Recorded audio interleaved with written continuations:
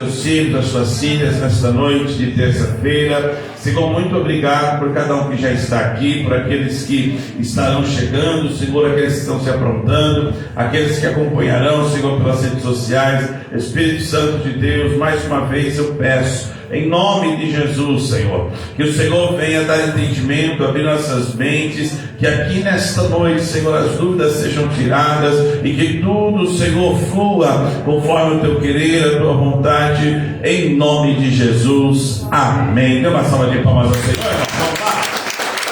Vamos então para mais uma lição, é a 10ª lição da revista. Graças a Deus. Então quero que você abra a sua revista aí, na 10ª lição, e abra também a Bíblia no Evangelho de Mateus. Evangelho de Mateus, capítulo de número 3, verso 5. Evangelho de Mateus, capítulo 3. Hoje falaremos sobre as ordenanças da igreja e falaremos sobre dois assuntos de extrema importância, que é o batismo nas águas e a ceia. Bom, então vamos lá, Mateus capítulo de número 3, o verso é o 5 ao 6, para a nossa leitura e meditação. Acharam aí? Mateus capítulo 3, verso 5 e verso 6, esse é o primeiro texto bíblico, e depois nós iremos para o segundo texto bíblico, tá bom? Vamos ler Mateus 3, 5 ao 6. Acharam aí? Amém? Amém. Então vamos lá, vamos ler. 1, 2 e 3. Então ia ter com ele Jerusalém, e toda a Judeia, e toda a província adjacente ao Jordão, e eram por ele batizados no rio Jordão, confessando os seus pecados. Amém. Aqui está falando sobre batismo, ok? João Batista batizando. Agora nós vamos lá para 1 Coríntios, primeira carta de Coríntios, tá bom? Capítulo de número 11, que inclusive foi lido aqui no domingo, porque foi a nossa ceia.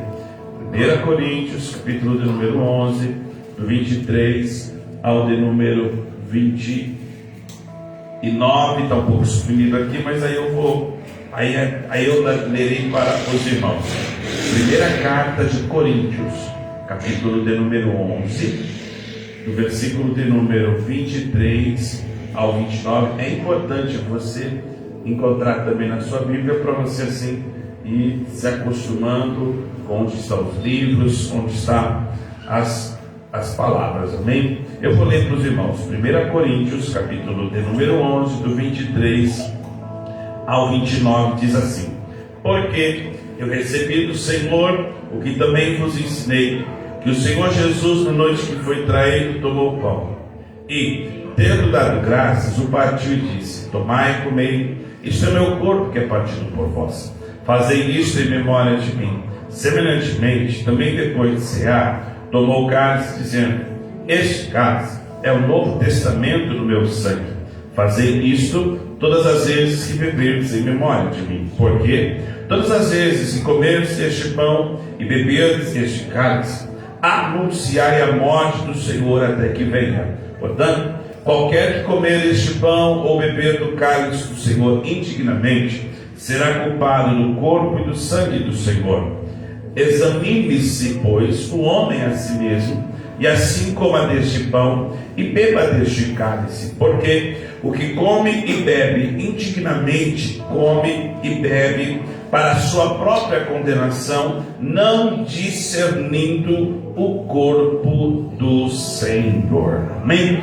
Queridos, hoje, como eu disse aqui, a lição é muito importante, porque, como eu já adiantei para alguns, o princípio, é o início de uma caminhada com Cristo.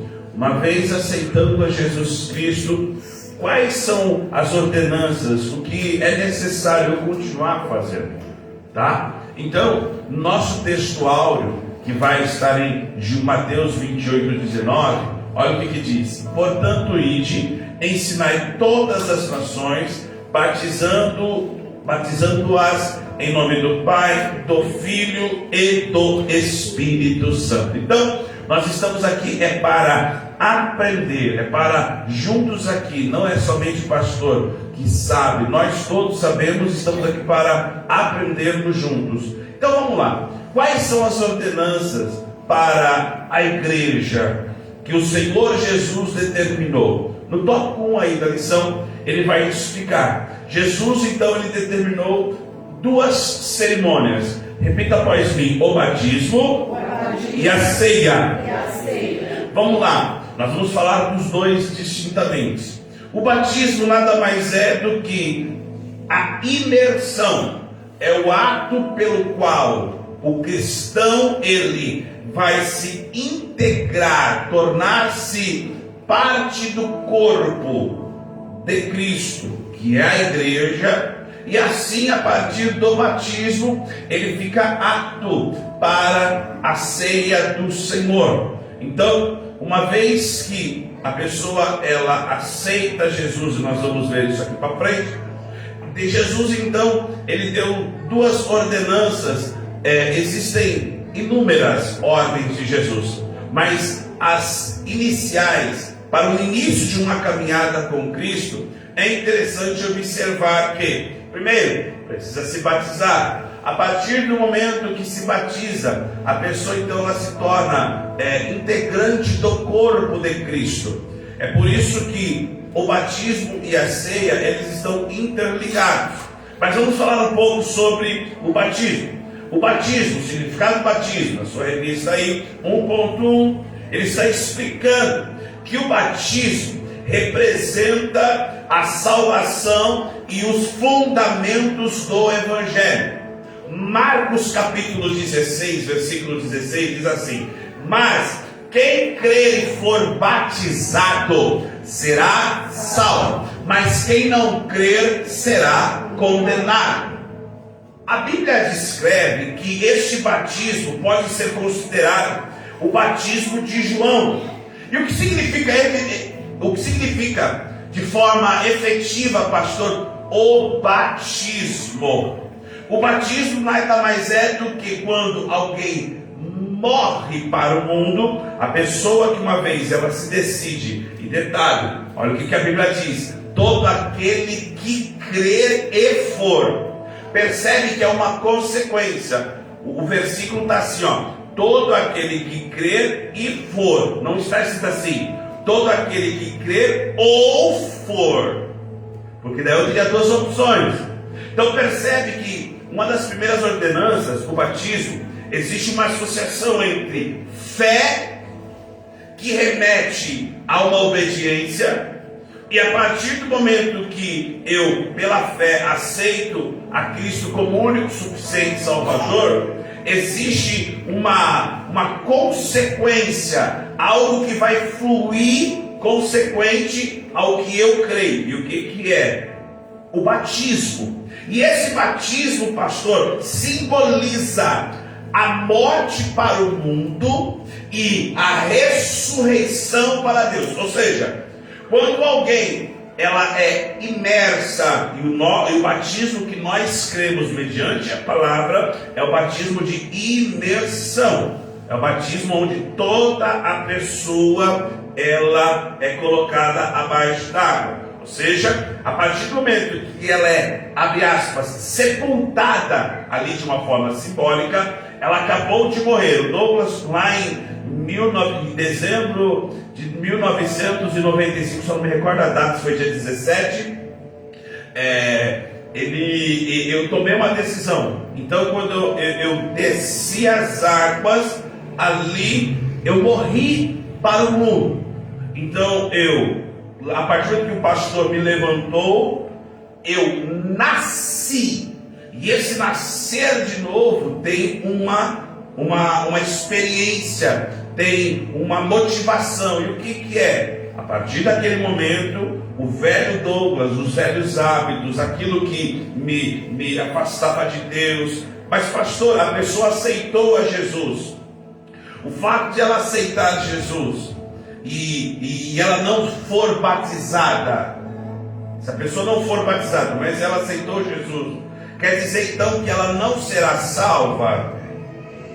A pergunta que eu quero esclarecer aqui: uma pessoa que aceitou Jesus e ela não se batizou nas águas, ela será salva sim ou não?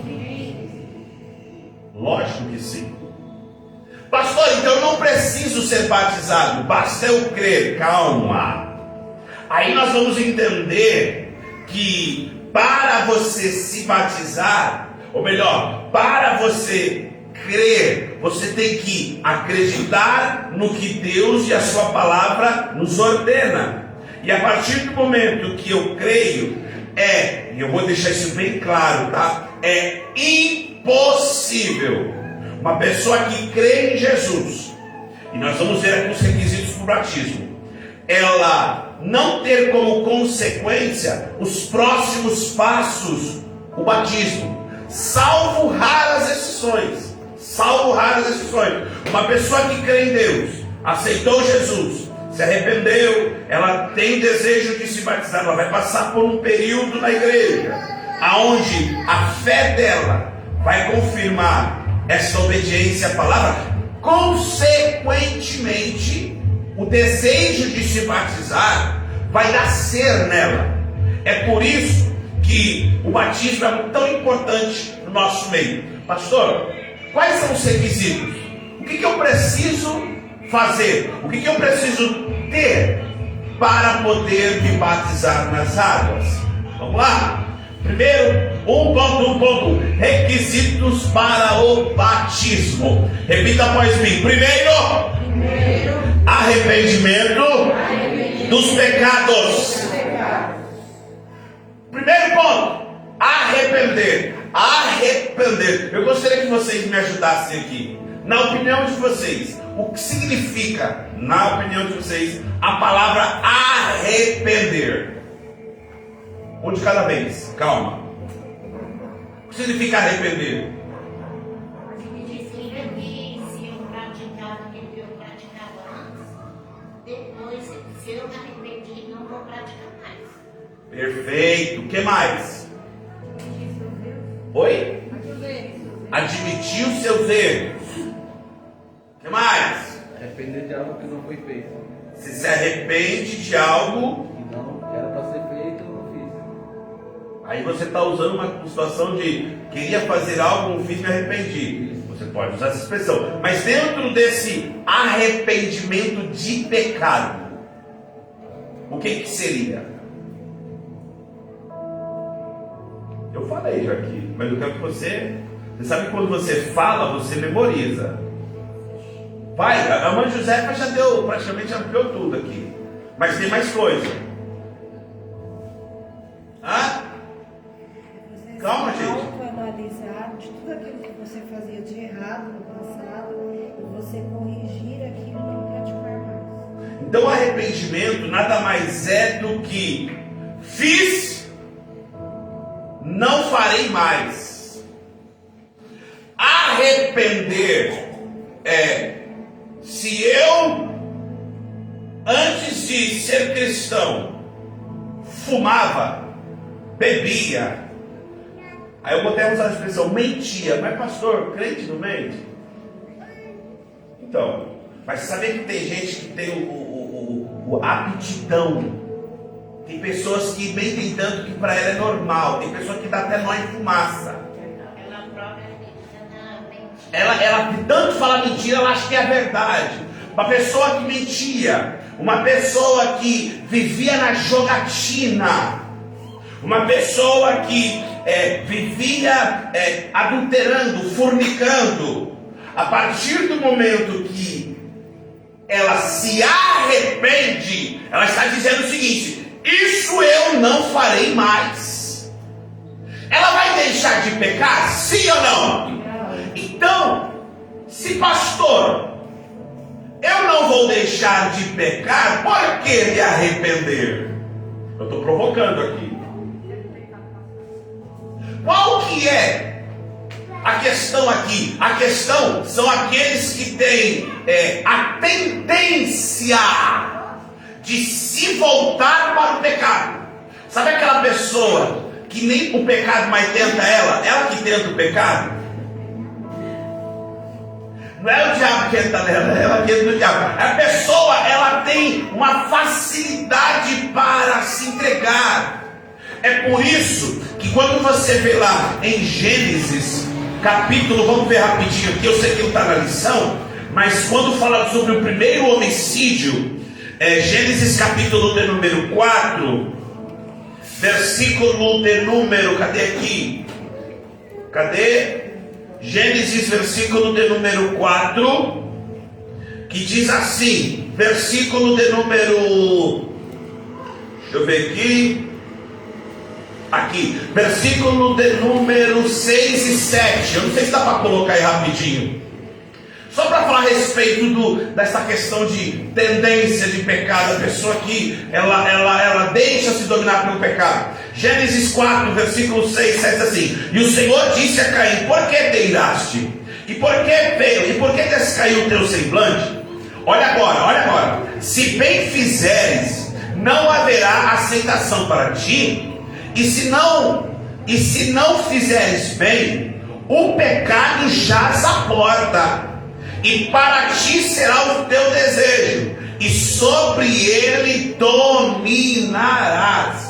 Olha o que Deus está falando aqui para Caim quando ele mata o seu irmão. O pecado está à porta. A questão é, você domina ele ou ele te domina?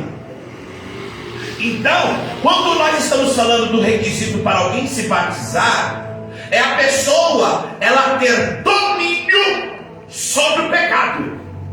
Pastor, então se eu mentia, não, isso não me domina mais. Se eu bebia, isso não me domina mais. Se eu não podia olhar um rabo de saia, perdão a expressão da palavra, isso não me domina mais.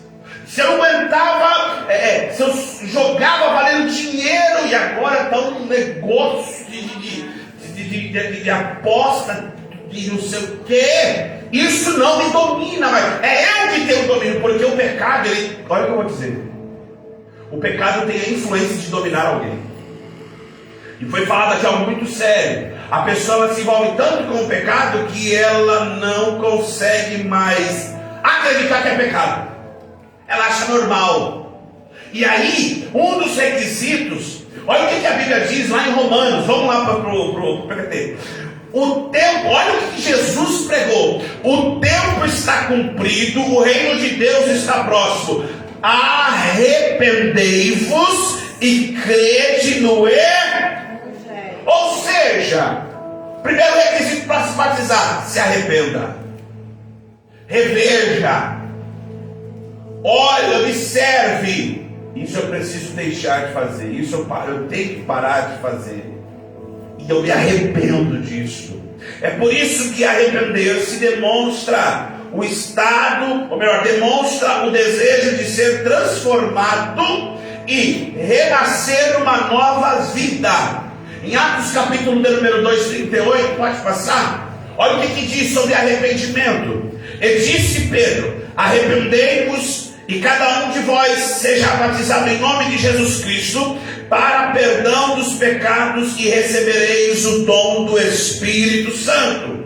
Em Romanos capítulo 6, verso 4, olha o que diz: de sorte que fomos, olha que versículo que muitos confundem, de sorte que fomos sepultados pelo batismo na morte, e para que, como Cristo ressuscitou dos mortos pela glória do Pai, assim também nós andemos em novidade de vida. Então Pedro ele está falando em Atos: arrependa e depois seja batizado.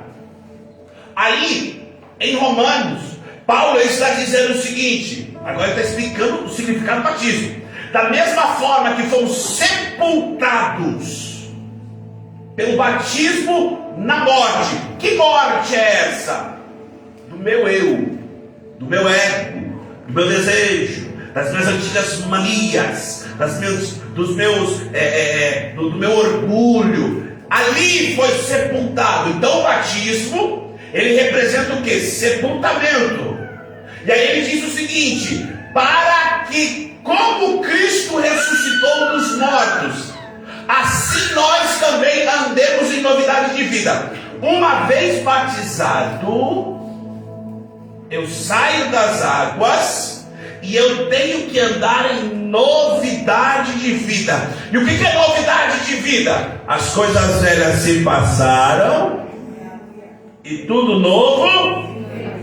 Então, tudo que era velho, aquilo que me deixava morto espiritualmente, afastado espiritualmente, é necessário arrependimento de pecado. Amém, irmão? Amém. Segundo requisito, óbvio, desejo de ser batizado. Ninguém, pode se batizar por obrigação. Ninguém. Pastor, se a pessoa se batiza obrigado, se ela não tem o desejo de ser batizada, por que se batizar? E nós estamos vivendo em uma época que às vezes as pessoas se sentem impressionadas a se batizar. Eu preciso batizar, para eu participar de um departamento, para eu ser um obreiro, para me envolver com a igreja. Calma, esse não tem que ser o motivo. O desejo tem que vir de você com o propósito de obediência, que é o que nós vamos ver lá para frente. Olha o que a Bíblia diz em Atos capítulo 2, versículo 41. Olha que expressão linda. Vamos ler aí, irmãos. Atos 2, 41. Está bem no telão? Vamos lá? 1, 2, 3. De sorte que foram batizados os que de bom grado receberam a sua palavra. E naquele dia agregaram-se quase 3.000 almas. Pedro, ele prega. E quando ele prega, e a pregação de Pedro, como nós vimos, era arrependei-vos.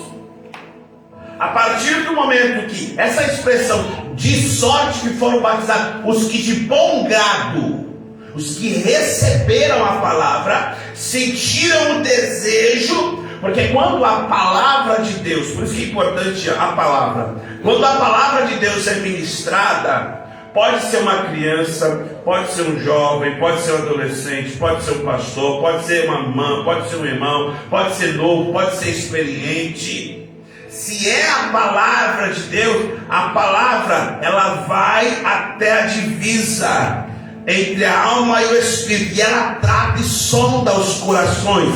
E se é a palavra fala. Eu até me mandaram essa semana, eu não sei o que me mandou, e é uma verdade. Você quer saber quando o culto é bom? Não é quando você sai feliz, é quando você sai pensativo, quando você sai assim: rapaz, será que eu vou para o céu? Rapaz, Senhor, me perdoa. Confrontado. Culto, palavra, é quando você sai do culto assim: rapaz, eu preciso rever algumas coisas. Esse é o culto que a palavra ela entra e faz você entender o seguinte: peraí, eu preciso fazer isso, aquilo. Aí nasce o desejo, a vontade de ser batizado. Por quê? Não quero viver mais esta vida. Eu não quero fazer mais o que eu faço. Eu preciso. E como que eu faço isso? Através deste ato público, que é o batismo nas águas. Então, se o primeiro requisito é o arrependimento dos pecados, o segundo é o desejo de ser batizado. Amém? Amém. Terceiro, crer em Jesus. A Bíblia diz assim: ninguém vem ao Pai a não ser pelo Filho. Crer em Jesus implica em um dos requisitos. Tanto é que lá em Atos, capítulo de número 17, vou pegar aqui para você. Atos capítulo de número, eu falei 17, mas não é. Deixa eu pegar aqui. Atos, oh Jesus, me ajuda. Joqueia. Atos capítulo de número 8. Quando Filipe vai falar com o eunuco etíope, que ele era mordomo de Candace, a pergunta que ele vai falar para Filipe no versículo de número 37 é tremenda. Versículo 36 e 37. Atos 8, 36 e 37. Não está na revista, mas está na Bíblia. Olha o que diz. E indo eles caminhando, chegando ao pé de alguma água, disse o eunuco: eis aqui água, o que me impede de ser que eu seja batizado? Olha o que o Filipe responde: é lícito que se crês de todo o coração. E respondendo disse: creio que Jesus Cristo é o Filho de Deus. Então, crer em Jesus, crer em Cristo, é um dos requisitos para o batismo. Hebreus 11:6 está aí na sua revista, a referência. Ora, sem fé é impossível agradar-lhe, porque é necessário que aquele que se aproxima de Deus creia que Ele existe e que é galardoador dos que o... Então é necessário crer. Gente, creia. Quero ser batizado, se arrependa. Quero ser batizado, tenho desejo. Quero ser batizado, creia no Senhor Jesus Cristo, amém? Vamos lá, para o próximo. Agora vai ficar interessante.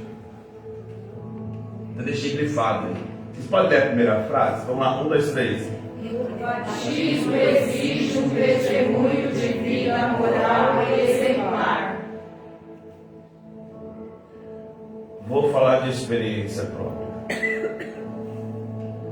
Como pastor, algumas pessoas já falaram assim para mim: pastor, o fulano ele tem tal vício, mas eu acredito que quando ele se batizar ele para. Batiza. Eu falei: não.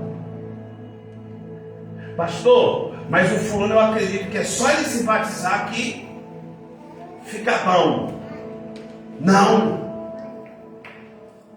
Porque sabe a pregação de agosto de Deus? Vou botar lá atrás. A diferença de ser e ter. Quem é não precisa ter para ser, porque já é. Quem não é quer ter para ser. Por que estou falando isso, pastor? Porque tem pessoas que não dão exemplo nem testemunho de vida nesse princípio de caminhada cristã, mas eles querem, não, mas se eu me batizar, calma, como que está indo a sua vida? Como está a sua caminhada cristã? Está respeitando as ordenanças, está lendo a Bíblia, está orando, está jejuando, está se afastando das coisas? Não, a pessoa ainda está em um processo de libertação. Não, vamos batizar. Aí você batiza a pessoa, daqui a pouco aquela pessoa continua a mesma coisa. E aí quem olha para ela fala assim: mas cadê a nova criatura? Cadê o novo comportamento? Cadê aquele que nasceu quando se batizou? Então, batismo exige um testemunho de vida moral e exemplar. Por isso que eu vou dizer em alto e bom som: nesse ministério, adoração e família, nós temos que começar a entender, pastor, para se batizar, não é por emoção, não é por um período, agora eu estou... Não. Tanto é que o próximo requisito, olha qual que é: responsabilidade pelos próprios. É por isso que não se batiza em criança. Porque como que uma criança vai se responsabilizar pelos seus atos? Aí entra a grande pergunta: com qual idade pode se batizar então? Me ajuda, vai lá. Meus obreiros, qual idade? 15, E dá mais? 16, E dá menos? 13. 15. Você percebe que não tem uma idade? Vocês ficaram falando aí flutuando? Essa é a idade. Quando atinge uma maturidade de responsabilidade. Porque tem muita criança com 13, 14 anos que tem mais responsabilidade que marmanjo barbudo. Tem muita criança, menina, que tem mais sabedoria que mulher casada. Então, a Bíblia não registra batismo de criança. Mas qual que é a idade, pastor? Eu posso batizar alguém com uma... Não se apega à idade, se apega ao comportamento. Se apegue às responsabilidades. Por isso que a Bíblia diz assim, ó, ensina o teu filho no caminho que deve andar. Ensina ele desde o princípio. Você ensinando uma criança desde o princípio, vai chegar uma hora com 12. Irmão, o que tem, infelizmente, isso é uma como que eu posso dizer? Parte é responsabilidade de pais e parte é a influência do mundo. Mas eu coloco muito mais peso para os pais. O que tem de crianças hoje que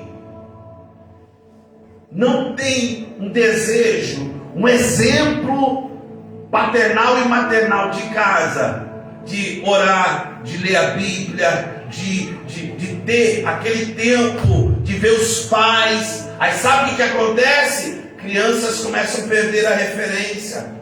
Por isso que existe a responsabilidade dos próprios atos. Então uma pessoa que quer se batizar, vamos refrisar isso, ela primeiro tem que se arrepender, segundo, desejar, terceiro,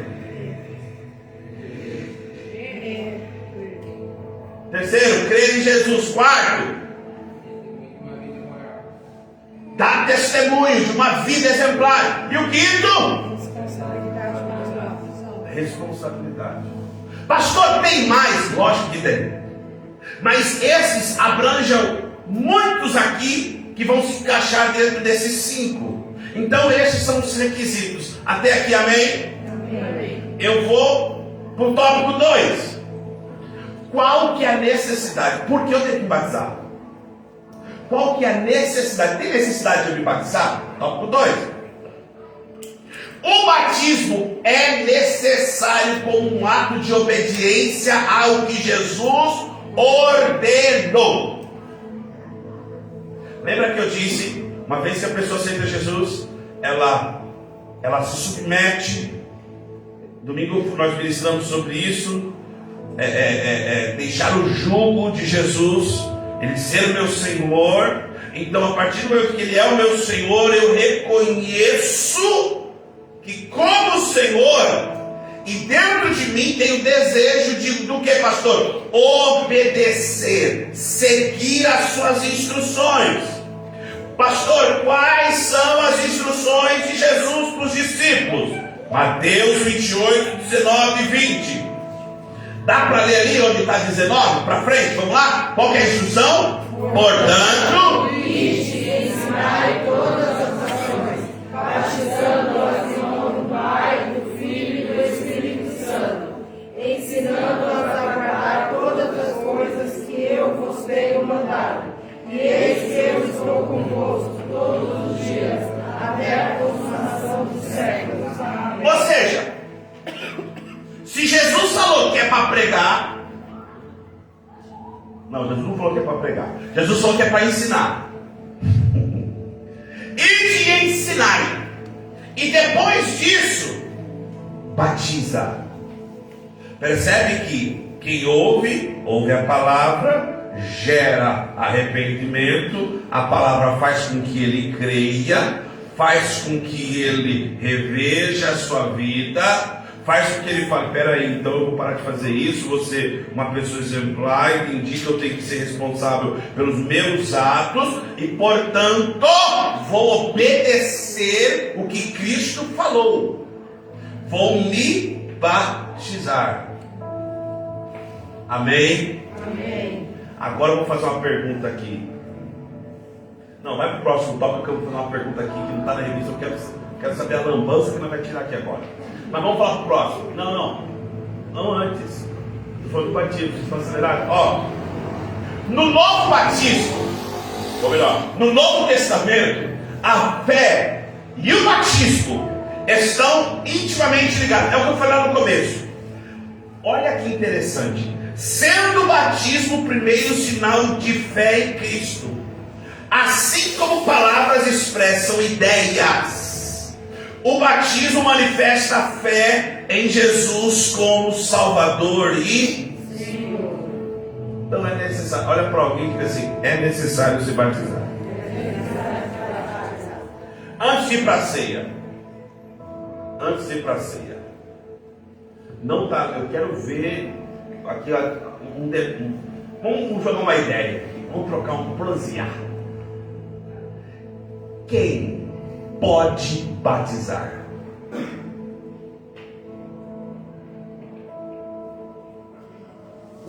Quem pode batizar alguém? Gostou da pergunta? Não entendeu? Quem pode batizar alguém? É isso que eu quero. Quem?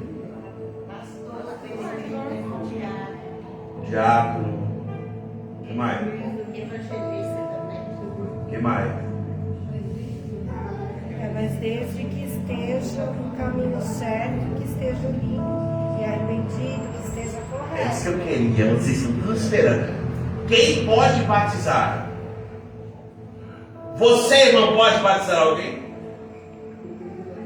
Fala, Reinaldo. Você tá só aqui. Eu estou escutando o que você está falando. Eu estou aqui, mas meu orelha é grande. Então eu só aqui, capitão. Fale, Reinaldo. Depende das condições. Se você estiver sozinho com a pessoa, né? E a pessoa está num momento ali num lugar que não tem outras pessoas para ela, e ela está querendo se batizar ali, né? Até a morte dela mesmo. Você não pode, com um copo de água, e batizar o nome do Pai e do Espírito Santo. Não, isso está entrando em outra pergunta, cara. Calma aí, mano. Caramba, parece que você estava conversando. Você parece que você estava comigo lá no quarto ontem, conversando com meu filho. Porque nós entramos nesse assunto. Calma! Você estava lá, né? Vai lá, meu rei. A pergunta é: quem pode batizar? Um membro pode batizar? Sim. Desde. Que tem uma sabedoria, né? Conhecimento com a palavra de Deus. Boa. Esse negócio que só pastor pode batizar. Calma. Porque isso é intrínseco, é colocado para obreiro ou obreira. Porque se entende que um obreiro, uma obreira, ó. Amém, obreiros? Amém. Os obreiros ficam para mim assim: amém, rapaz. Então, pastor, mas se o membro pode batizar? Outra pergunta, só para responder: sim, desde que, da mesma forma, ele tenha um comprometimento com Deus, ela seja obviamente batizada, né, irmão? Não sou batizado, vou batizar. Aí é para acabar o mundo, né, irmão? Por isso que tem que ter essa convivência, esse exemplo, esse ligamento com a palavra. Outra pergunta. O Reinaldo falou aqui e eu vou jogar. Uma pessoa que ela quer se batizar, mas ela tem limitações físicas. Como que se batiza? Limitação física. Ela não consegue andar, ela está no hospital e ela está de aparelho respiratório. Como que eu faço? O batismo é um ato simbólico, né, pastor? É um ato de fé, porém é um ato simbólico. Então, se a pessoa tem limitação, igual não é a porta, é um copo de água, é a sua fé e aquele ato de, tipo assim, entregue para Cristo por inteiro. Entenderam? Isso não é regra. É exceção. O ponto é não colocar uma exceção como regra. Por quê? Porque o batismo, o que o batismo significa mesmo? Morte. Você morre pela metade? Você morre. Quando você morre, né? É por isso que tem que ser imersão. Por isso que quando eu vou batizar, irmão, não me leve a mal não, tá? Eu, pastor, olhando o significado do batismo, a pessoa todinha ela tem que ficar embaixo d'água. Uns 20. Você tá bonzinho, ó. Vamos ver. A pessoa batiza, às vezes a mão dela fica para fora, o cotovelo, ela toca, não, vai tudo. Vai matar todo o corpo. Tá, morre logo. Mas pastor, existem exceção da exceção. Aí, como a diaconisa falou, é o simbolismo. Da mesma forma que agora vamos falar sobre outra ordenança. Mas antes de ir para a ceia, alguém tem mais alguma dúvida sobre o batismo?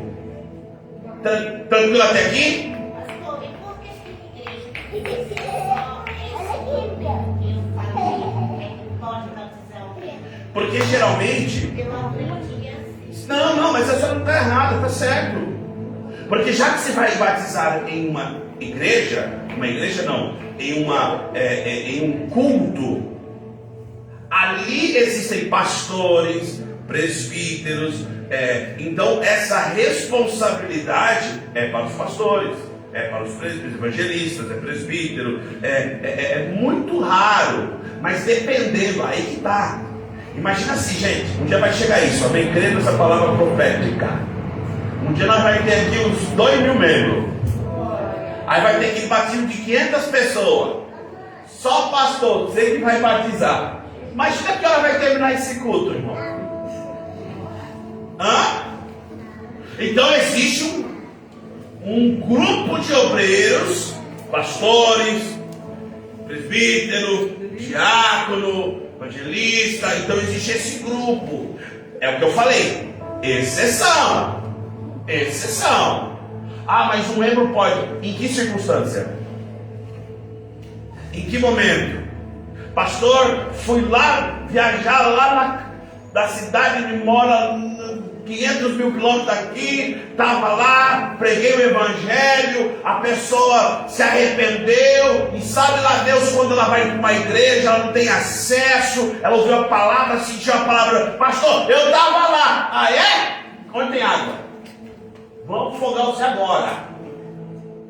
Entendeu? Aí tem aquela parte do... Sim. O que me impede de ser batizado? Você crê? Amém? Posso ir para a ceia? Porque agora a ceia vai ficar quente. 3. A ceia do Senhor. Santa Ceia ou ceia do Senhor? Vamos descobrir. A ceia do Senhor, ela foi instituída por Jesus antes da sua entrega, antes da crucificação. Esses registros estão lá em Mateus 27, 26, Marcos 14 e Lucas 22. E quem dá mais detalhes desta cerimônia, desta ordem, é Paulo na sua carta, na primeira carta aos Coríntios 11. O que é interessante, e eu deixei bem frisado aí, com que frase que eu gostei. Diferente do batismo, que é um rito, um ritual, uma ação iniciatória, a ceia é um sacramento contínuo. Batismo uma vez, e a ceia até que ele venha. Então, é algo contínuo, celebrado por diversas vezes ao longo da vida cristã, significando um memorial. E o que é a ceia, irmãos? Para mim, o culto da ceia é o principal dentro de uma programação na igreja. É o principal. Por quê? Porque ele vai trazer, ele vai remeter àqueles que vão participar a morte de Cristo. O que Cristo fez por nós. E nós vamos entender que ele tem dois elementos que simbolizam o seu corpo e o seu sangue, que nada mais é do que o pão e o vinho. O pão representa o corpo, o vinho, o seu sangue que foi derramado.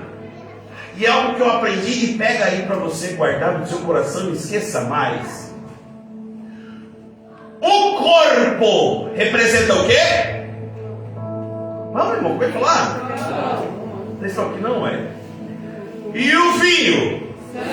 O corpo? E o vinho? Guarda isso. O corpo, o pão, o corpo, o sangue. Guarda isso.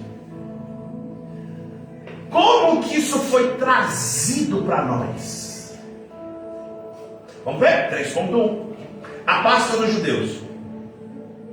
A Páscoa era uma celebração anual dos judeus comemorando a libertação do Egito e ao fim da escravidão, além de incluir a entrega das primícias no templo, que está lá em Levíticos 23. Irmãos, spoiler, domingo, não falte, estarei falando sobre essas festas.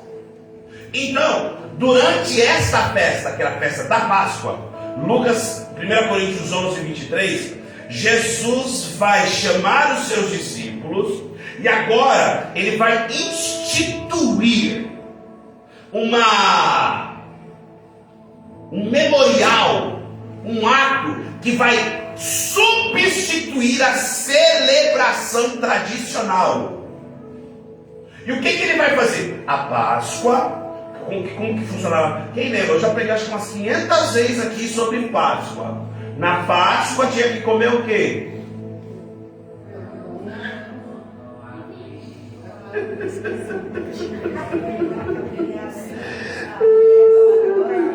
A Páscoa tinha que comer o quê? Vai! Espera, calma, gente. Vamos jogar. O que precisava fazer? Vamos lá.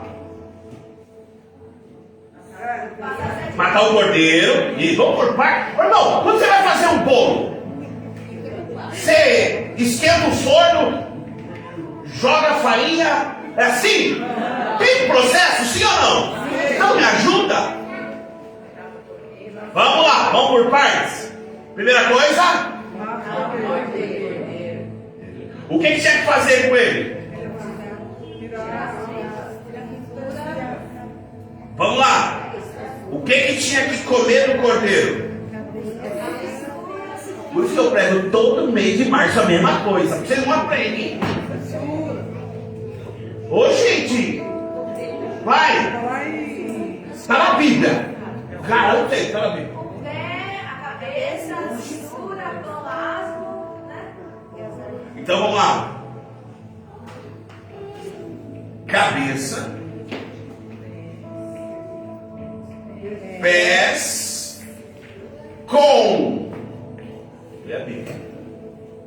com a fressura, as partes internas do cordeiro. Era só isso? E o que tinha que fazer com o sangue? Então vocês percebem, é isso que eu quero que vocês entendam, por isso que eu falo que a ceia é muito importante. Vocês percebem que tem alguns elementos que estão sendo agora colocados por Jesus? Pão e vinho. O cordeiro não tinha que ser comido? Para quê?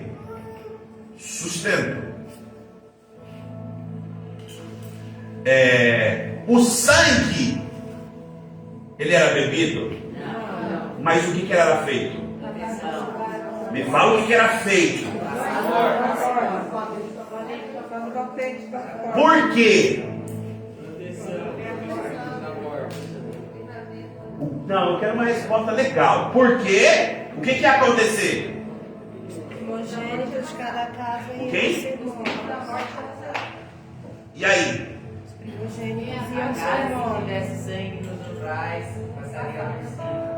E o que esse passar por cima significa? Páscoa. Passar por.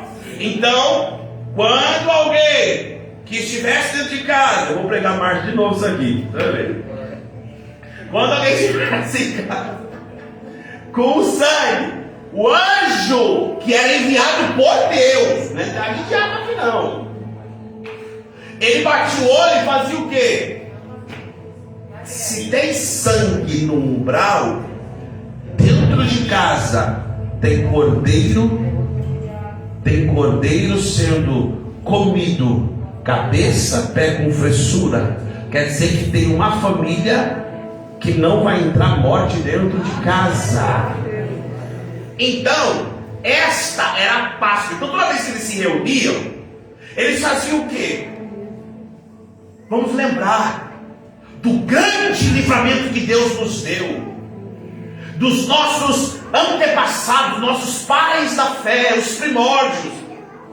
Se não fosse eles que estivessem com sangue nos umbrais das portas, comendo cabelo, e a Bíblia diz assim, ó, e come com os lombos cingidos, ou seja, come pronto para viajar.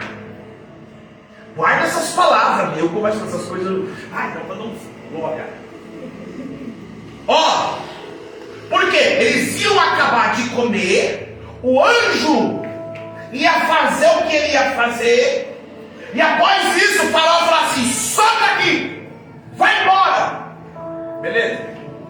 Nós que somos evangélicos sabemos muito bem. O que o Egito representa?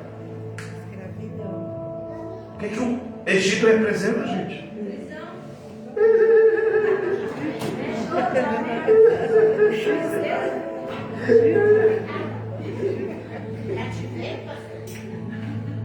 Não é possível que vocês nunca ouviram isso aí, rapaz. O que o Egito representa para nós nos dias de hoje?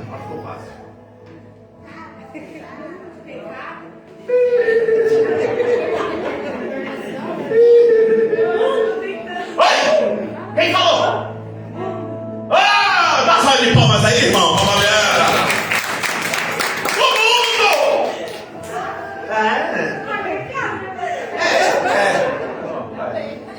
Nove e meio.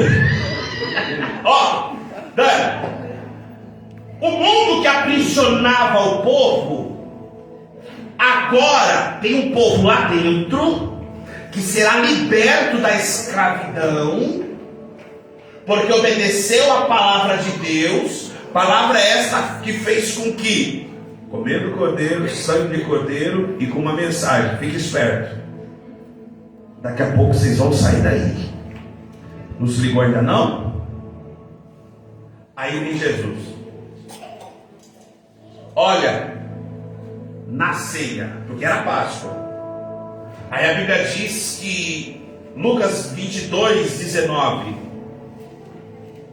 Mas então, eu vou quando falar sério, eu gosto mais. Lucas 22, 19, Jesus sai e fala assim, ó, fazei isto em memória de... Presta atenção. Fazer isto em memória, fazer o quê? O que Jesus fez? Pegou o pão e repartiu. Pegou o vinho, não é vinho alcoólico, ok, irmãos? Não é vinho com teor alcoólico. É um suco de uva daquela época. E cada um, ele falou, ó, tá vendo isso aqui? Toda vez que vocês se reunirem, é em memória de mim. Por quê? Quando eles se reuniam para Páscoa, qual que era a memória deles? Estava lá no Egito, nossos pais da fé, aprisionados, comeram um cordeiro, o sangue que estava no umbral da porta fez com que eles fossem libertos. Beleza? Aí Jesus aqui, então agora, eu quero mostrar para vocês, a partir de hoje, quando vocês se reunirem, pegarem o pão, lembrem de mim. Não é um cordeiro, não é qualquer cordeiro, porque cada família tinha que pegar o seu cordeiro. E se fosse uma família pequena, tinha que juntar com outra família, porque um cordeiro dava para duas famílias, mas cada família tinha que pegar um cordeiro. Aí, pastora Juliana, Jesus está falando assim, agora não é qualquer cordeiro, é o cordeiro.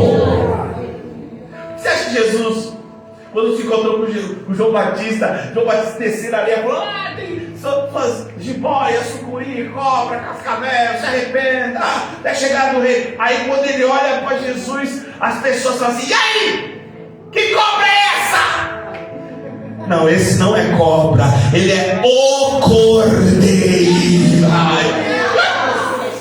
Vamos voltar aqui, vamos voltar. Ó, aí Jesus está instituindo a ceia.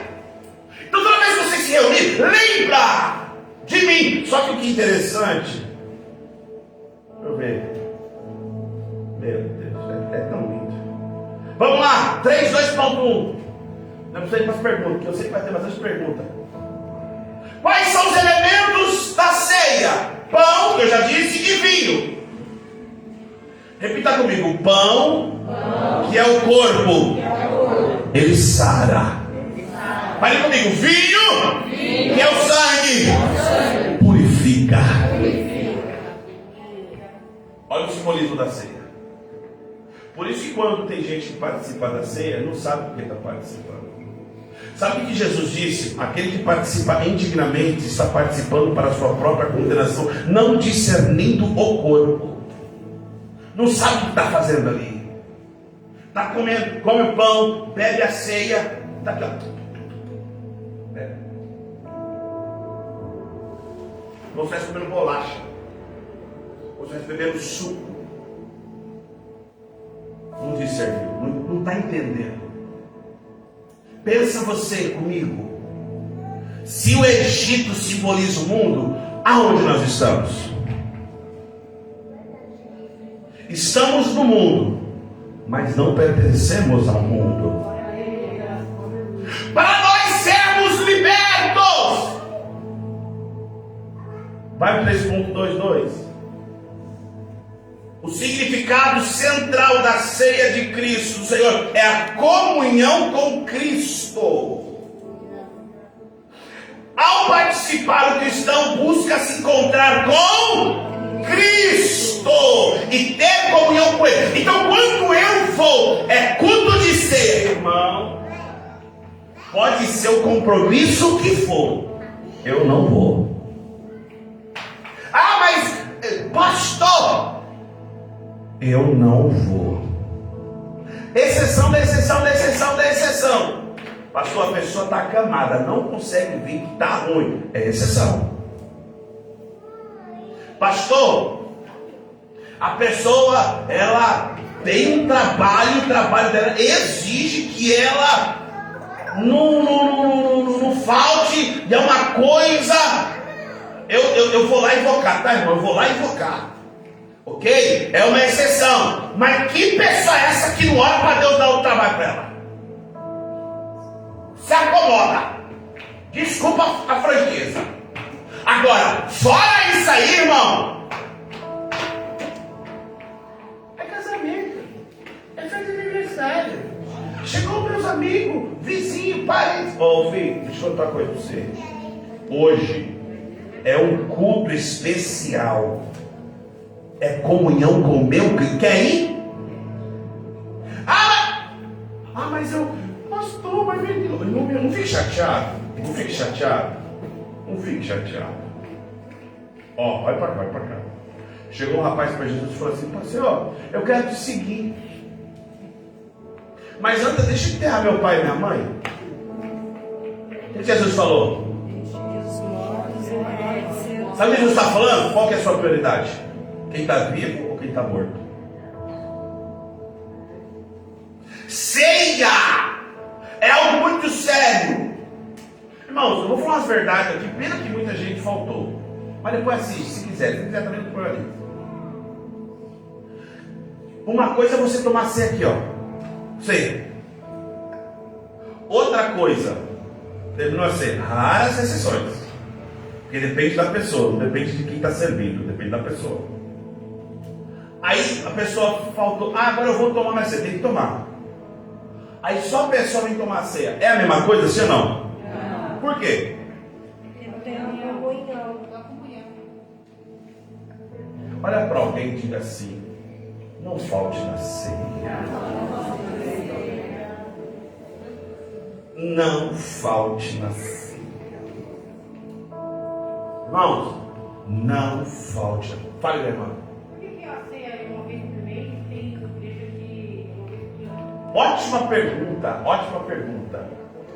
Cada denominação tem as suas, como eu posso dizer,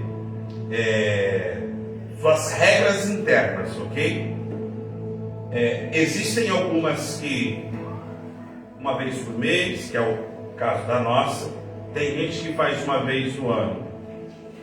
Aí eu vou por uma coisa, irmã, meio que essa irmã vai me entender, lógica.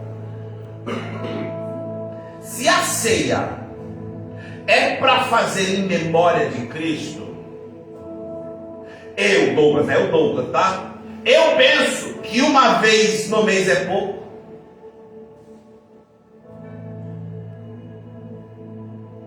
Aí a pergunta que não é essa: quantas vezes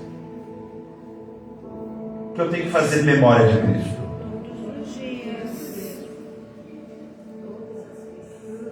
Eita glória! Ó, presta atenção.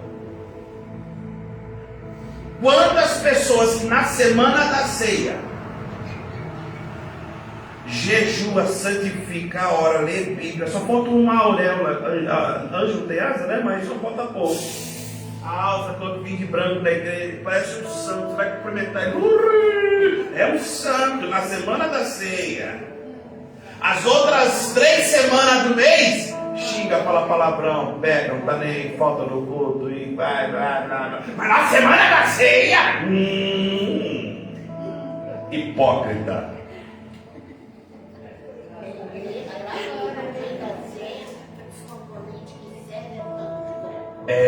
Então isso aí. Enfim. Responde a pergunta, minha irmã. Tranquilo? Vamos lá. Objetivos da ceia. 3.22. A ceia recorda a morte, incluindo a morte de Jesus Cristo, incluindo seus sofrimentos e vitórias na cruz, e alegra os crentes com a esperança no futuro. E aqui eu quero que você observe isso. 1 Coríntios 11:26. Abra a sua Bíblia aí. Agora abra na tua Bíblia. Vamos dar uma chapadinha aqui, que é ensinamento, mas falar de Jesus não tem como. Ó, 1 Coríntios 11:26. Então, quando eu participo da ceia, eu trago à memória o que ele sofreu por mim, o que ele padeceu por mim, e como grande foi a sua vitória. 1 Coríntios 11:26. Eu quero que você leia. Vamos lá, 1, 2, 3. Porque todas as vezes que comerdes este pão e beberdes este cálice, anunciais a morte do Senhor até que venha. Isso não deu um estalo em vocês aí, não? Não pegou? Então, não pegou? Lê de novo, 11:26. Porque todas as vezes que comerdes este pão e beberdes este cálice, anunciais a morte do Senhor até que venha.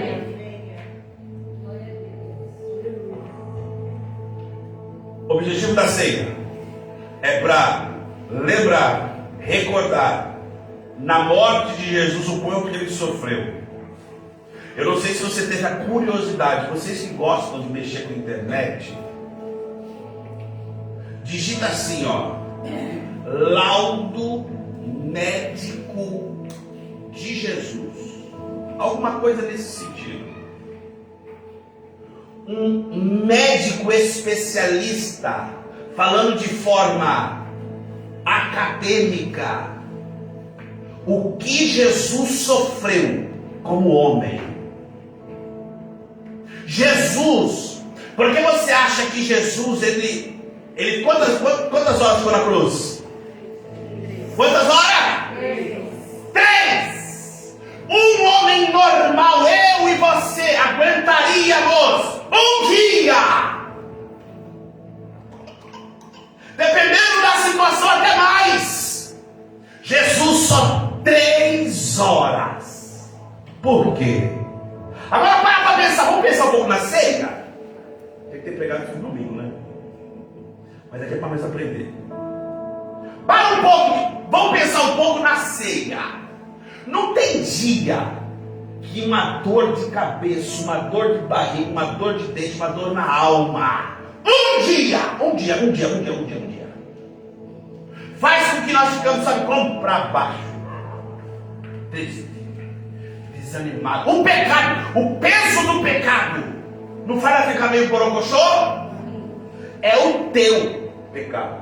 Não, teu não, você não tem pecado. Não, eu tenho pecado, quer dizer. Tenho. Deixa eu me corrigir. O teu pecado pesa. Agora imagina. Hoje nós estamos entre mais de 7 bilhões de terráqueos aqui nessa terra. Ninguém consegue falar o número. Desde quando terra é terra. Porque Jesus não morreu só por aqueles que nasceram após ele. Oh glória. Jesus morreu, entregou a sua vida por todos. Então, se nós estamos hoje em 7 bilhões, imagina quantos que morreram. Agora soma todos esses pecados no ombro de Jesus. Aí vem Isaías falando: e ele, como ovelha muda, não abriu a sua boca. Ô valentão, ô irmã valentona, brabona, é com você mesmo. Ó, chegando para Jesus, faz isso aqui, ó. Pá! Quem te bateu? Ó! Quem te cuspiu? Você faz isso com crente? Rapaz, eu me sento a mão. Não. Jesus, quieto. Carregando. E aí não te remete a nada. Alguém está sendo sacrificado. A morte de Jesus representa expiação. Ele está comigo. Expiação. Sabe o que é expiação? O que é expiação? Vamos lá. Quem já ouviu essa palavra? Expiação. Expiação é o sacrifício que a gente faz, que eles faziam antes para conseguir falar com Deus. Chegar lá. Mas o que é a expiação? Libertação. É isso, mas tem algo que precisa ser feito. Sim, é um sacrifício. Boa. Mas alguma coisa precisa ser feita. Mais um pouco, vamos aprofundar. Eu vou contar uma história para vocês. Tinha um pai, tinha 2 filhos. Um exemplar ajudava em casa, ajudava nas tarefas de casa. Outro, rebelde, malcriado, respondão. A tendência foi fazer com que o tempo se incumbisse da formação deles. Um, exemplo de casa. O outro, saiu de casa. Esse que saiu de casa se envolveu com o mundo, virou uma pessoa que roubava, matava, uma pessoa perseguida, vivia sendo perseguido. E o pai não tinha mais notícia do seu filho. Até que um dia ele chega para este filho que estava em casa, o bonzinho, e falou: filho, eu estou com tanta saudade do seu irmão. Filho, vai procurar ele. Mas pai, quanto tempo? Filho, mas eu estou com saudade dele. Vai lá. Aí o seu irmão começa a procurar na cidade, começa a procurar em bairros, perguntando desse irmão rebelde. E daqui a pouco ele escuta um barulho muito esclarecedor em uma praça. E quando ele chega na praça, uma multidão gritando: mata ele! Ele não presta! Ele me roubou! Ele me enganou! Mata ele! E aquele irmão começa a entrar dentro da multidão. Quando ele se depara, quem está para ser condenado? O seu irmão mais novo. E quando ele olha o seu irmão mais novo, as pessoas já a ponto de condenar, ele vai dar um abraço no seu irmão, diga: meu irmão, quanto tempo eu não te vejo. Sabe que está com saudade de você? Papai. Mas meu irmão, eu não posso sair daqui, olha o meu estado, eu já estou condenado, estou preso. Aquele irmão no meio da multidão dá um grito e fala: eu fico no lugar do meu irmão. Irmão, vai embora. Mas você não merece. Eu sei, mas o pai quer ver você. Fim da história. Quem deveria morrer não morreu. e alguém tomou o lugar dele. Sabe que história é essa? A minha e a sua. Expiação é isso. Ele sofreu lá atrás. Oh, Jesus. Para que hoje eu e você, ele diz assim, não é em João 10:10, Satanás, o adversário, o inimigo da tua alma, ele vem para matar, roubar, destruir. Aí ele bate no peito e fala, mas eu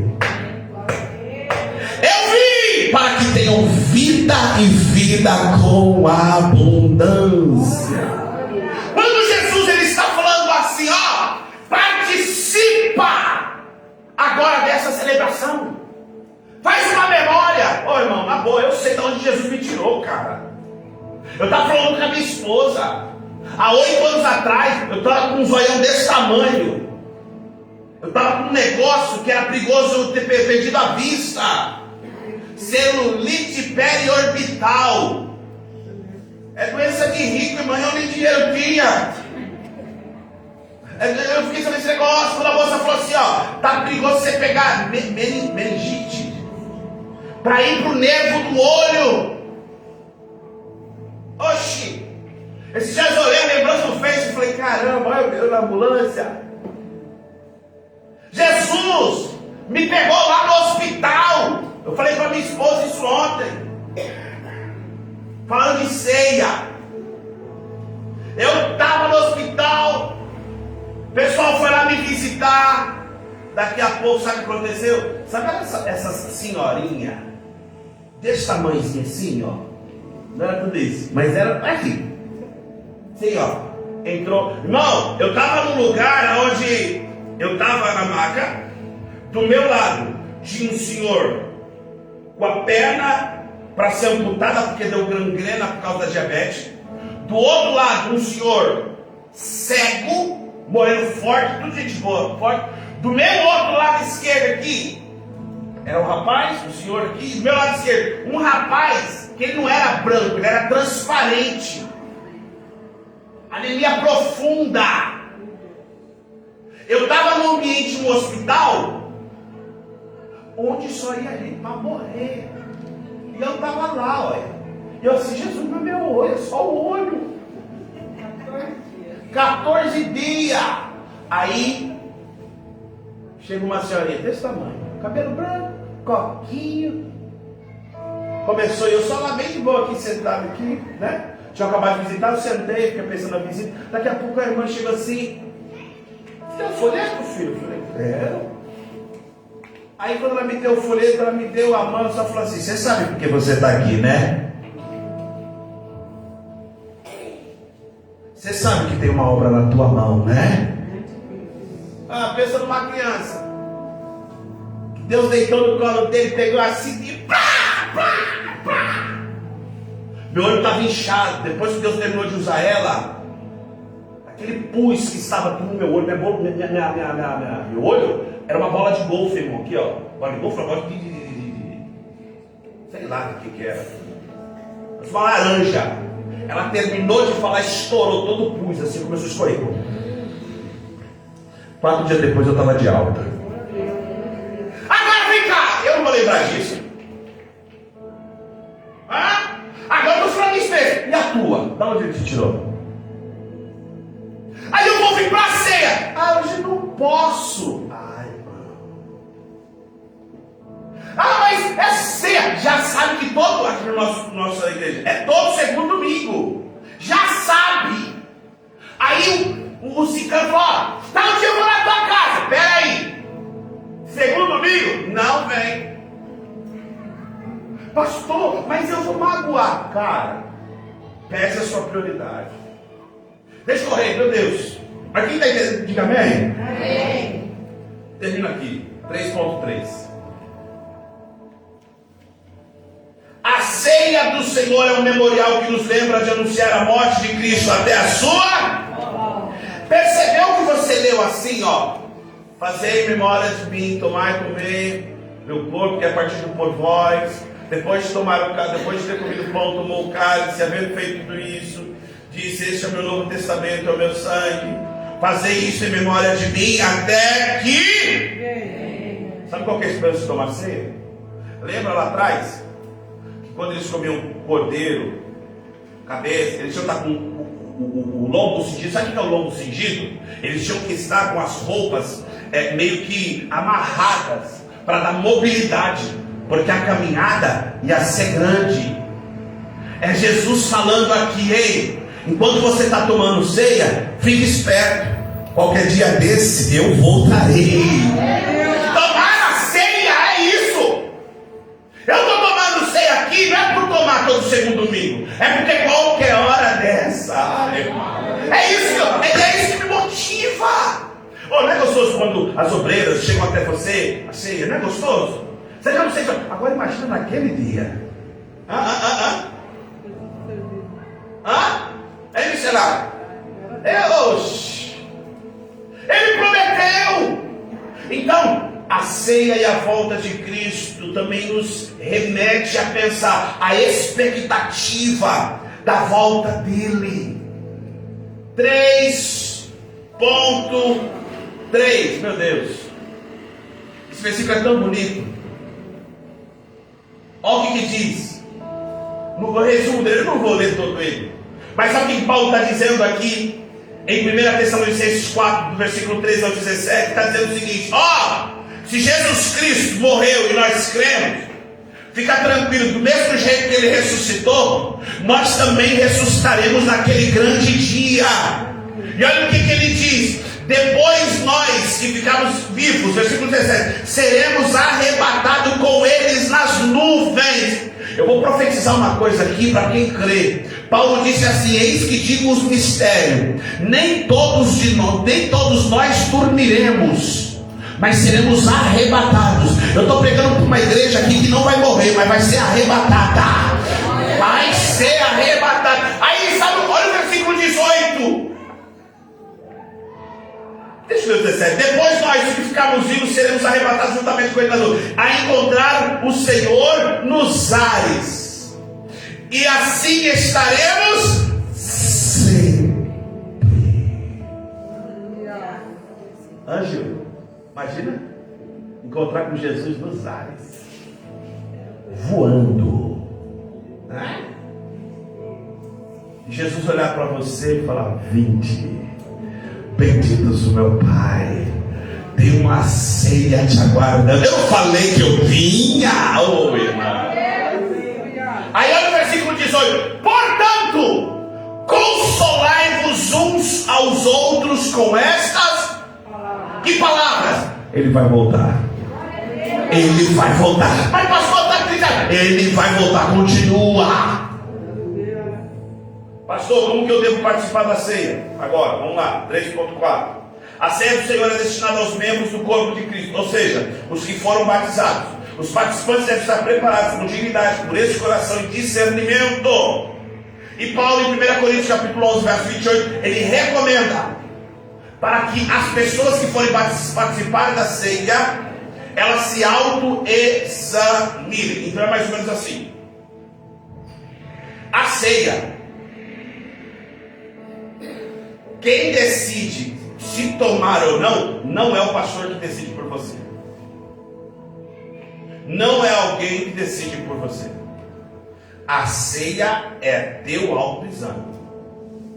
Só que interessante, aquele que uma vez se arrependeu, aceitou ser batizado, desejou ser batizado, creu em Jesus, deu um bom exemplo, tem uma vida exemplar, é responsável pelos seus atos, ele vai tomar ceia. Quando ele se autoexamina, sabe para que para esse autoexame? Não é para ele não tomar. Tem muita gente que confunde esse versículo. Examine-se, pois, o homem a si mesmo. Certo? Aí está escrito lá: e assim não coma. O que está dizendo? E assim como... Põe aí. 11:28. 1 Coríntios 11:28. Aqui eu vou deixar vocês pensarem para nós ir para as perguntas. Meu Deus, hoje boa aula, né? Quando é gostoso, boa. Vamos lá, leia 11:28. 1, 2, 3. Examine-se, pois, o homem a si mesmo, e assim coma deste pão e beba deste cálice. Aonde está escrito que não é para tomar?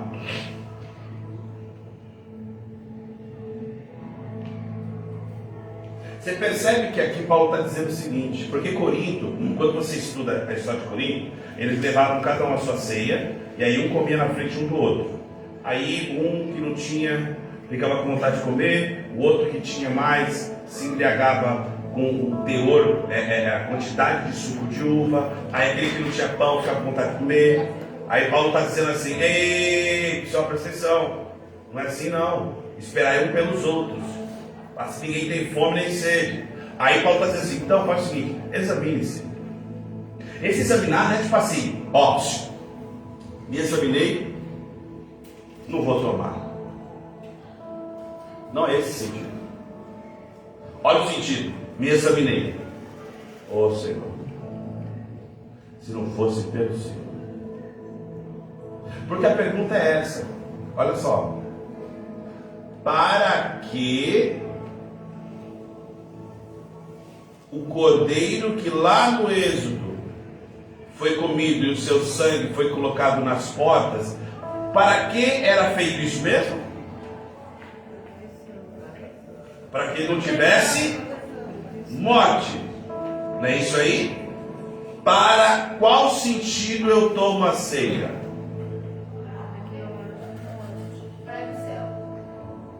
Eu gosto de você, Dani. Você vai, pá, eu gosto de gente assim. Vai! Para que eu tomo a ceia? Qual que é o objetivo da ceia?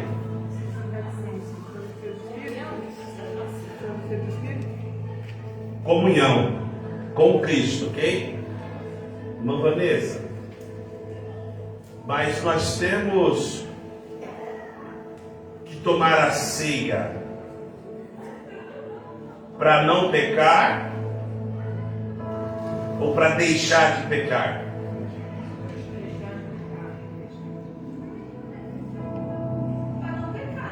Para não pecar. Quem toma ceia tem pecado? Então agora a gente me responde isso aí.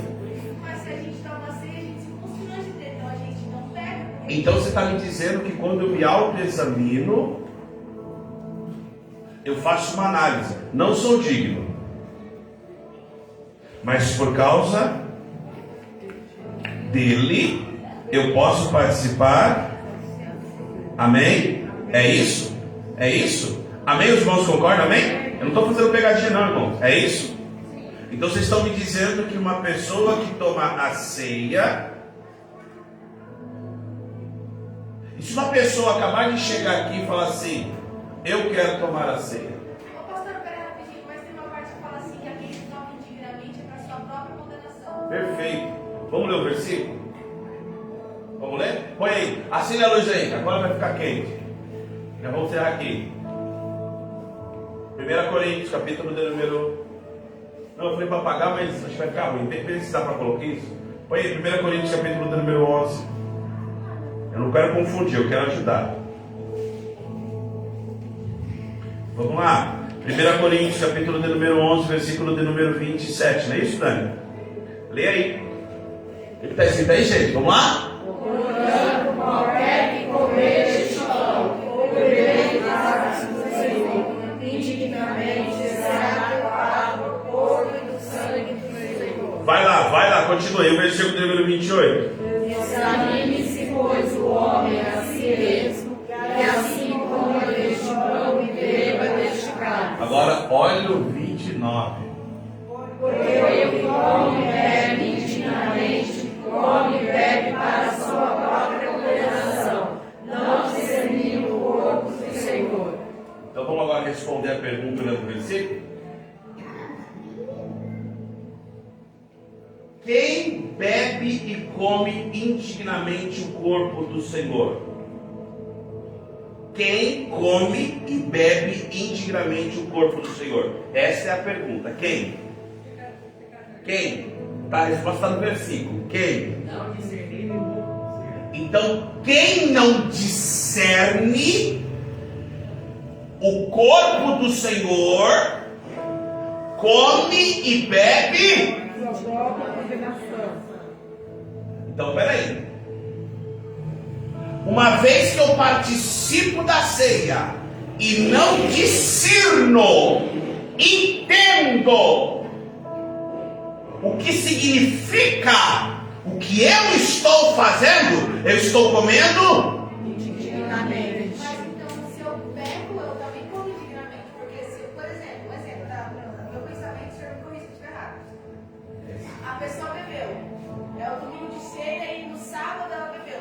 Ela já está indigna, porque sabendo de tudo que Deus tem com ela está fazendo uma coisa que vai afastá-la de Deus. Então, na minha, assim, né? Não, pode falar, tô entendendo. A pessoa bebeu no sábado, vou tomar ceia no domingo. Mas alguém que veio em fornicação. Ou qualquer outro pecado. Isso me afasta, então eu não estou discernindo. Porque eu vou Top. permitindo que o pecado me afaste. Gostei da pergunta. A pessoa pecou no sábado, domingo é ceia. E aí, toma ou não toma? Não tô, na minha opinião, tá? Se o senhor está fazendo errado, mas na minha opinião não, porque E aí, toma ou não? Eu entendi. Eu quero chegar nessa pergunta. na minha opinião também não. Não pode tomar. Não pode. E aí? Vai impedir algo. Pode ou não pode? Não, mas aí entra talvez Mas aquela a Bíblia diz questão. também que aquele que peca e Você pedir deixa, perdão, depois você não repete mais? Nem. ela bebeu. Se eu pedir perdão, eu posso cometer Eu quero que cada um fale cada vez. Vamos lá, irmã Vanessa, depois da pastora. É isso que eu queria. Tipo, Vamos. bebeu ontem, hoje é seu. Se eu me perdoo. Pode mas acender agora, mas toda luz não aqui. bebe mais. Pedir perdão, eu vou tomar ceia. Eu tomei. Aí na outra, eu vou tomar de novo. Pedir perdão. Parou. Vai perder novamente, né? Vamos. Mas, Vanessa, fala aí, ô, Marco, futuro pastor, vai. Tem que, tipo assim, não sei se isso é ocasiões, se vai no meio do brincadeira, tipo, uma observação, não. Tem que se reconhecer, ser ou beber, ou não. Tipo isso. E aí, quero ver. Pastor, mas para ele, se ele cometeu tal pecado, no dia da ceia, vai participar tendo pecado no dia anterior, eu acho que então ele tem que se levantar, confessar para receber o Antigamente era feito assim, né, Zé? A pessoa subia aqui e falava, olha, eu fiz tal coisa, a igreja me perdoa. passou do ano, aí a igreja perdoava. E aí a pessoa participava, tá? Nossa, Entendi. Quero mais. Cadê? Mas aí, nesse caso, a pessoa está se julgando, não está se examinando. E na Bíblia fala que o homem não deve se julgar. Então eu não vou me julgar, eu vou só reconhecer que eu falhei, que eu pequei, vou pedir perdão para ter a comunhão com o Senhor. E não cometer o erro novamente. Tá, o que mais? Vamos lá. Vai, João. Ó, tá dizendo lá. Tá cabendo, né? Discernindo o corpo do Senhor. Discernimento é conhecer o corpo do Senhor. Significado do pão e significado do vinho, correto? Que é purificação. O outro do pão é. Eu falei que corpo sara e sangue purifica. Corpo sara e sangue purifica. Você teve o conhecimento do corpo, você está bebendo indignamente. Então você está reconhecendo que o corpo sara e sangue purifica, você está bebendo indignamente, certo? Porque você conhece o corpo do Senhor. Tá, mas a pessoa, eu não entendi o seguinte. Mas a pessoa fez o que fez no sábado. Dando um exemplo hipotético, tá, gente? Fez no sábado. Domingo, ela toma ou não toma? Ó, na minha opinião, posso dar minha opinião? E agora ficou quente. Provérbios 28, 13 diz assim: o que encobre as suas transgressões nunca prosperará, mas o que as confessa e deixa alcançará misericórdia. Peguei no sábado. Se eu estou consciente que eu vou continuar fraca e pecando, eu não vou tomar, porque eu vou tomar indignamente. Agora, se eu confesso, deixo e não peco mais, não tem por que eu não tomar. Mesmo tendo pecado uma hora antes. Aí vai aonde a consciência de cada um. Porque a gente sabe que se a gente vai confessar e deixar, ele fazer mais. A gente tem a consciência também que a gente vai continuar. Legal, cara. Eu queria que vocês vissem a carinha de vocês. Quer mais? Quero mais.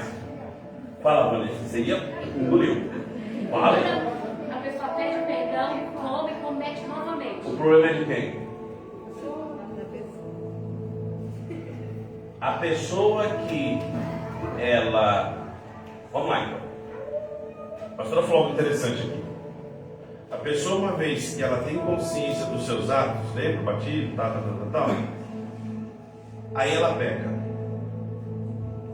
Porque uma coisa é você pecar, confessar e se arrepender. Eu quero deixar uma coisa bem clara: esse negócio de confessar, antigamente tinha isso.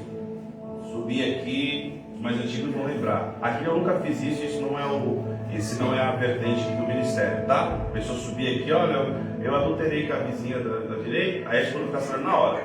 E aí tal, né? Imagina o constrangimento que dava. Então não é feito mais isso. E a igreja se sentia num ato de pecador. Então tinha um negócio meio polêmico com isso aí. Hoje não é feito mais. Você tem que se confessar para Deus. E também a Bíblia diz 2 ou 3 testemunhas. Chama fulano, ó, vem cá. Beleza. Pastor, quem deve tomar a ceia? Pessoas que estão preparados de forma pura. Por quê? Pastor, se a pessoa pecou no sábado, ela pode tomar ceia? Não sou eu que respondo, é ela. Quem sou eu para falar que ela pode ou não pode? E eu vou mais. Quantos tomam a ceia? Então, com o coração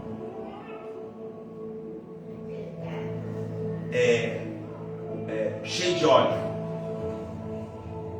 com ranço, e toma a ceia. Porque o pecar não é só beber, fumar e se prostituir, né? Mas muito além disso. Aqui, ó. Pastor, como que eu devo participar? Examine. Ninguém, eu vou deixar isso bem claro para todos aqui. Ninguém pode olhar para você e falar, toma. Ninguém pode falar para você, não toma. Porque eu posso falar o que a Bíblia diz. Examine. E depois, beba. Se você beber, percebe que no contexto está escrito assim, ó, e beba. Percebe que é o seguinte: se beber indignamente, problema seu, amigão. Tá lascado. Fala, Claudinei. Examinar primeiramente a consciência da gente, para depois fazer coisa certa. Perfeito. Devo ou não devo? Porque olha uma coisa: se a ceia é só para quem não tem pecado, quem pode tomar? Ninguém. Então por que nós pedimos o pecado do outro? Não, esse, dependendo do grau, não toma. Dependendo, não. Se ela só dá uma pensadinha assim, então, mas não, se ela tomar umas 4 garrafas, aí não pode, né, irmão? Peraí, que negócio é esse? Não. Se ele só deu uma mentirazinha assim, pequenininho. Lembra que foi isso? Por isso que é uma consequência aqui de estudo, por isso que não é bom faltar. Já preciso fazer pergunta. Mas me dá 10 minutinhos, amém? 10 minutinhos para nós, já vamos terminar. Uma pessoa que ela vai participar da ceia, ela quer ver? Ela vem para a igreja, ela quer tomar a ceia. Aí tem aquele irmão que fala assim, não, você não toma. Mas quando você olha no contexto de 1 Coríntios capítulo 12, um passava na frente do outro, no sentido de que ele trazia o seu pão e o seu vinho, quem não trazia ficava vendo os outros comer. Era mais ou menos assim, Gil, você trazia o pão, a Rosa trazia o vinho, os pãozão desse tamanho assim, um tonel assim, e você, o Ravi, a Betina, taca ali pau, estava aí. E eu vinha com a pastora com um guilherme, um teco desse tamanho, um copinho desse tamanho. Aí eu ficava você comendo, olhando você comendo, e eu aqui. Caramba, meu. Você nem para me dar um pedaço, hein, cara. E você só assim, ó. Aí Paulo fala assim, ei, vocês não se reúnem para comer. Olha o que eu tenho marcado na minha vida. Ceia não é para comer. Ceia não é para comer. Ceia é para se repartir. Sabe por que Jesus ele faz isso aqui, ó? Parte o pão. Porque até hoje nós partimos o pão, né? O pão o que é mesmo? Então quer dizer que o corpo não está morto. Ele continua vivo. Por isso que ele continua sendo repartido. E se ele é repartido, para quem que tem que ser? Só para os bons da igreja? Para todos. Quem deve tomar a ceia? Sim, tem que se batizar. Ó, ordenança, crê em Jesus, se arrepende dos seus pecados, tal, para lá, com um. Quanto tempo? Cuidado com isso. Cuidado com isso. Quanto tempo? A pessoa, ela fez tal coisa. Não, essa pessoa tem que ficar 3 meses. Me mostra na Bíblia onde está isso. Não, essa tem que ficar 1 ano. Me mostra. Não tem. Mas o que tem? Mais gente vai falar assim: não pode, não pode, não pode, não pode. Aí Jesus está dizendo: aquele que come e bebe, indignamente não discernindo o. Lembra que a ceia também ela é um ato de comunhão conosco. Por isso que esperai um pelos outros. Então é mais ou menos assim. Eu tenho 5 dedos na mão. Esse dedo aqui começou, sei lá, ficar zoado. Não pode mais você. Meta-lhe a faca. É isso que muita gente faz. Pegou! Não pode tomar ceia, não pode. Oxa, olha, calma. Eu estou falando de uma exceção, ok? Estou falando de exceção. Não estou falando de uma regra. Porque tem muitas pessoas também que se escondem atrás disso. Aí eu fiz agora, mas eu paro. Toma ceia, besta. Não é problema meu, é problema seu. Você está se condenando. Você não está reconhecendo o que Jesus fez. Porque se Jesus sofreu, carregou os meus pecados, é para eu não continuar pecando.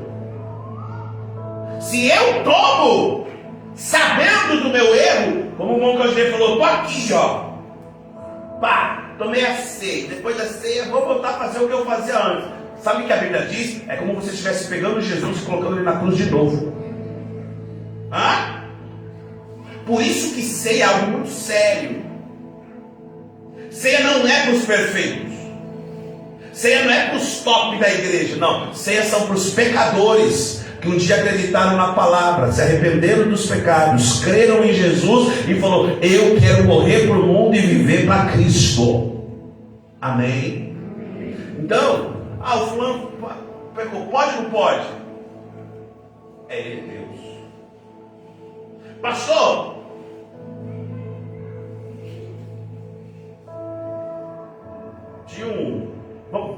vamos fazer o seguinte, pode encerrar a live. Eu vou falar aqui muito forte. Só para vocês. Deus abençoe, pessoal da live. Não vem, deixa para a próxima.